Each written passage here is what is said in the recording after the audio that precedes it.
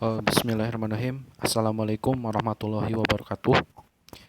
Pada kesempatan kali ini saya akan coba menjelaskan mengenai hukum tajwid huruf bertemu huruf. Baik, langsung saja ke penjelasan yang pertama, yaitu mengenai hukum nun sukun dan tanwin. Hukum nun sukun dan tanwin seperti yang sudah diketahui bahwasanya dibagi menjadi 5 bagian, yaitu ada idhar halki, kemudian idgham bigunah, idgham bila gunah, iklab, dan ikhfa. Sebenarnya ada 4, tapi idgham dibagi 2, yaitu menjadi idgham bigunah dan idgham bila gunah. Oke, lanjut ke penjelasan yang pertama, yaitu mengenai idhar halki. Idhar artinya jelas atau menjelaskan ya. Halki ini berasal dari kata halq yang artinya tenggorokan. Nah, hukum bacaan disebut idhar halki apabila nun, sukun atau tanwin bertemu dengan salah satu huruf izhar, yang mana ada 6 huruf izhar, yaitu ada hamzah, ada ha, kha, ain, dan ghin. Huruf-huruf ini disebut halki karena makhraj atau tempat keluarnya huruf itu tempatnya di kerongkongan atau di tenggorokan. Nah, untuk cara membacanya sendiri, apabila ada nun sukun dan tanwin bertemu dengan huruf izhar, maka suaranya harus terang, jelas, dan pendek. Nah, untuk bunyi suaranya tetap jelas, tidak samar, dan tidak mendengung. Nah, di sini ada disajikan contoh izhar. Di sini ada huruf nun sukun bertemu dengan hamzah. Dibacanya jelas ya. Waman ahsana. Jadi waman ahsana jelas untuk pengucapan nun dan hamzahnya. Kemudian ada contoh ha. Di sini ada kalimat minhum. Kemudian di sini ada contoh kha ya. Syai'in khalaqah. Nah, kemudian ada contoh ain. Syai'in alim. Seperti itu untuk hukum izhar. Oke, selanjutnya ada hukum idgham. Hukum idgham dibagi 2, yaitu idgham bigunah dan idgham bila gunah. Di sini kita jelaskan dulu idgham bigunah. Idgham artinya memasukkan atau mentasydidkan. Dan untuk bigunahnya sendiri artinya mendengung, dengan mendengung. Hukum bacaan disebut idgham bigunah apabila nun sukun atau tanwin bertemu salah satu huruf idgham bigunah, yaitu yanmu ya, ya, nun, mim, dan waw. Untuk cara membacanya sendiri dimasukkan menjadi satu dengan huruf sesudahnya atau ditasydidkan dengan mendengung. Nah, di sini ada contoh nun sukun bertemu dengan ya. Di sini kalimatnya famay ya'mal. Jadi huruf nunnya tuh gak dibaca ya, langsung dimasukkan ke huruf ya tasydidnya. Jadi famay ya'mal. Nah, di sini juga ada contoh dari nunnya. Lan nasbiru ala. Nah, di sini juga ada contoh fathah tain bertemu dengan ya. Khairayyarah. Nah, satu lagi di sini ada contoh waw ya, kasrah tain bertemu dengan waw. Wasilatin walaham. Jadi dimasukkan ya. Jadi seolah huruf bacaan kasrah tainnya tuh gak dibaca langsung ke huruf wa-nya. Seperti itu untuk idgham bigunah. Lanjut ke idgham bila gunah. Bila gunah sendiri artinya tuh dengan tidak mendengung. Berbeda dengan tadi ya bila gunah. Untuk hurufnya sendiri ada 2, ada huruf lam dan ro. Nah, di sini disajikan contoh ada nun sukun bertemu dengan lam. Walakin la ya'lamun. Nah, berbeda dengan tadi bigunah ya. Untuk bila gunah sendiri cenderung tidak mendengung dalam membacanya. Nah, di sini juga ada contoh nun sukun bertemu dengan ro. Mirrabbihim. Nah, satu lagi yang ada contoh domah tain bertemu dengan lam. Khairul lakum. Seperti itu kurang lebih untuk idgham bila gunah. Selanjutnya ada hukum iklab. Iklab sendiri artinya tuh menukar atau mengganti. Nah, hukum bacaan iklab ini apabila nun sukun atau tanwin bertemu dengan huruf ba. Jadi hurufnya ada satu saja, ba. Untuk cara membacanya sendiri dengan menyuarakan huruf nun atau tanwin menjadi huruf mim. Nah, dengan mendapatkan dua bibir serta mendengung. Jadi huruf nun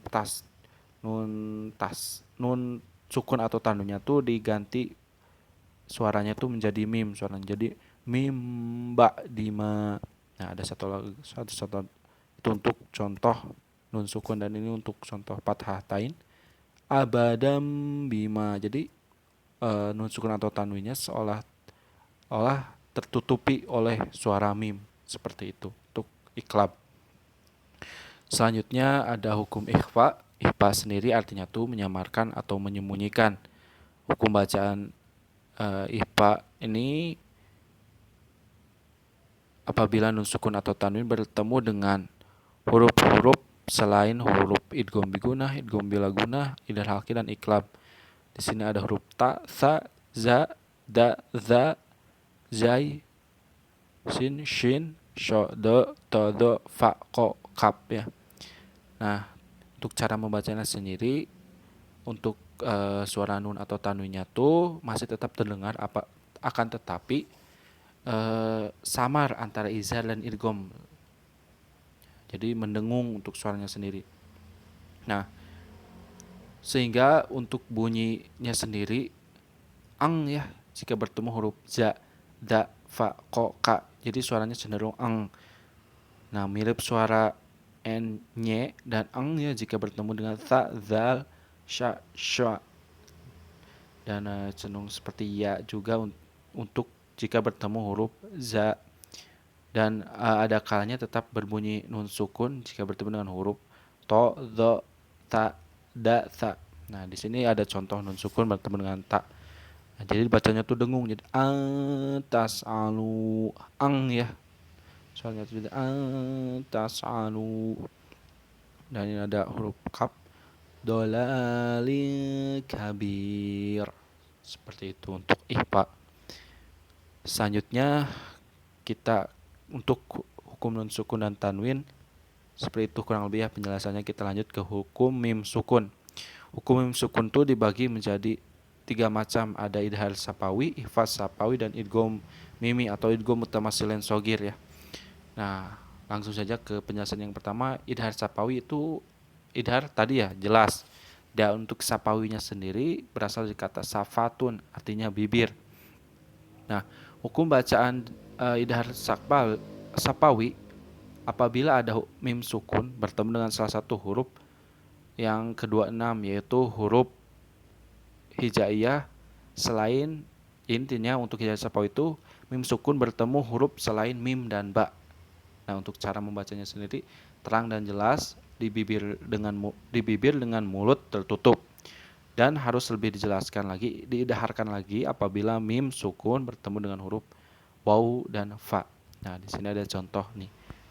Mim sukun bertemu dengan hamzah, dibacanya tuh alaihim a'andzartahum. Jadi jelas ya. Seperti itu. Nah, kita satu lagi baca. Ini ada mim sukun bertemu dengan za ya. Anna lahum zannat. Seperti itu untuk izhar sapawi. Selanjutnya ada ikhfaz sapawi. Ikhfaz sendiri tadi ya menyamarkan atau menyembunyikan, dan sapawinya tadi juga bibir. Jadi hukum ikhfaz sapawi ini apabila mim sukun bertemu dengan ba. Nah, jadi ada satu huruf saja. Sini ada contoh mim sukun bertemu dengan ba. Sabakum biha. Seperti itu. Nah, ada contoh yang lainnya tuh wala ya'tiyannahum bagtah. Seperti itu untuk ikhfaz sapawi. Jadi hurufnya ada satu, ba ya. Oke, lanjut ke idgham mimi atau idgham mutamatsilin. Idgham itu memasukkan atau mentasdidkan untuk miminya sendiri, artinya mendengung.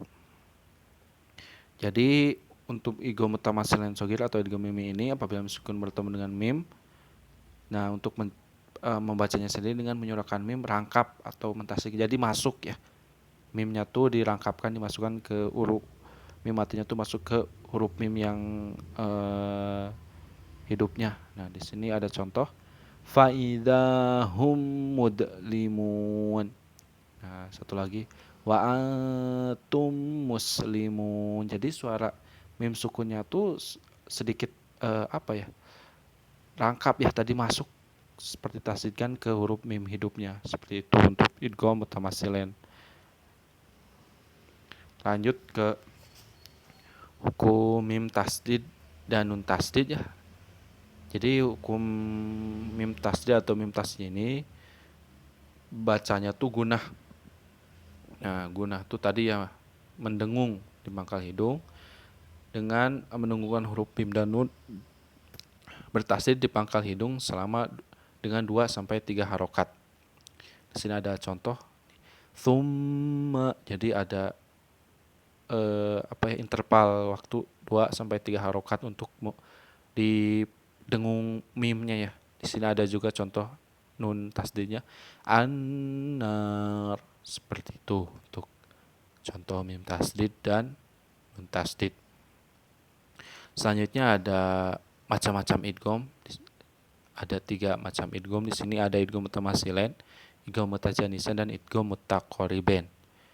Nah, untuk idgham mutamatsilain artinya mutamatsilain itu dua makhrajnya sama, sifatnya sama, yakni apabila suatu huruf bertemu sesamanya yang sama makhraj dan sifatnya, huruf yang pertama sukun dan huruf yang kedua berharokah. Cara membaca itu dengan memasukkan, mentasdidkan huruf sukun pertama pada huruf berharokat yang kedua dan ditekan setelah ditahan tidak lebih dari 1 harokat. Nah, di sini ada contoh huruf ba sukun bertemu dengan ba. Fal yaktub bainakum. Nah, di sini juga ada contoh dza bertemu dza. Wa qad dakhalu. Dan ada huruf ta, tola'at tazawar, 1 harokat ya, seperti itu untuk idgham mutamatsilain. Dan untuk idgham mutajanisain, mutajanisain sendiri artinya tuh 2 huruf yang sejenis. Nah, huruf-huruf yang sama makhraj tapi lain sifatnya, yaitu ada tak sukun bertemu dengan to, kemudian tak sukun bertemu dengan zal, kemudian dal sukun bertemu dengan ta, zal sukun, za sukun bertemu dengan dot, dengan to sukun bertemu dengan ta, lam sukun bertemu dengan ro. Untuk cara membacanya sendiri, memasukkan atau menghidungkan huruf pertama pada huruf yang kedua. Jadi diidghamkan huruf pertama ke huruf yang kedua. Idmamat to, jadi ta-nya tuh gak dibaca, langsung masuk ke huruf kedua yang berharokah. Athqalat wa Allah. Kemudian ada laqad tab iddolamu. Nah, seperti itu untuk idgham mutajanisain. Kemudian untuk idgham mutaqaribain sendiri artinya tuh 2 huruf yang berdekatan. Nah, yakni apabila ada huruf bersukun bertemu dengan huruf yang berharokat. Dengan huruf itu berdekatan makhraj dan sifatnya. Nah, untuk cara membacanya sendiri, memasukkan atau mentasdidkan huruf pertama pada huruf yang kedua. Untuk huruf-huruf yang sama makhrajnya tapi lain sifatnya, yaitu ada ba sukun bertemu dengan mim, kemudian ta sukun bertemu dengan sa sukun bertemu dengan zal, kemudian qaf sukun bertemu dengan kaf. Nah, di sini ada contoh dari masing-masing sifat huruf tadi ya. Ada mim ba sukun bertemu dengan mim, irkam ma'ana, seperti itu. Kemudian kadzabat Tsamud. Jadi tadi ya dimasukkan, yang sukunnya tuh dimasukkan ke huruf yang berharokah. Kemudian ada liyal hadzalik, kemudian lukum, seperti itu untuk idgham mutaqaribain. Nah, sekian penjelasan saya mengenai hukum tajwid huruf bertemu dengan huruf. Lebih dan kurangnya mohon dimaafkan. Wassalamualaikum warahmatullahi wabarakatuh.